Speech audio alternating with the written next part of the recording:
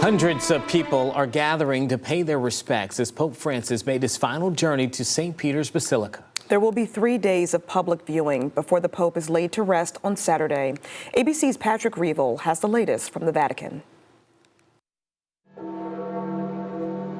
Pope Francis making his way for the last time to St. Peter's Basilica this morning.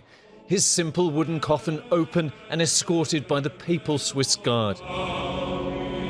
The solemn ceremony began with a brief prayer service at the chapel of Francis's residence, Casa Santa Marta, led by Irish-American Cardinal Kevin Farrell, a former Dallas bishop. In nomine Patris et Filii et Spiritus Sancti. Cardinals then joining in the procession as thousands of the faithful gathered. Francis carried the few hundred yards across St. Peter's Square, then up the basilica steps.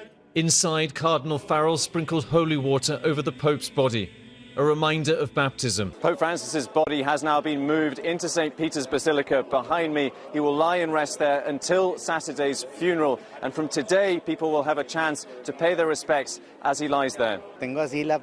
One man from Mexico said walking inside gave him goosebumps. Alex Learns was visiting from Atlanta. It's such a surreal place, and it's very holy, and seeing the body and just remembering everything that he stood for is very important. I think a beautiful thing about Francis's legacy is that his last public speech is that he called for peace. He constantly spoke for peace. I think he famously said, I think in war everyone loses.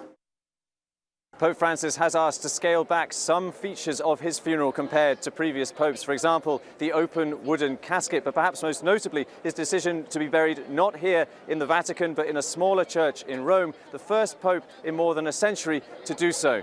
Patrick Reevell, ABC News, Vatican City.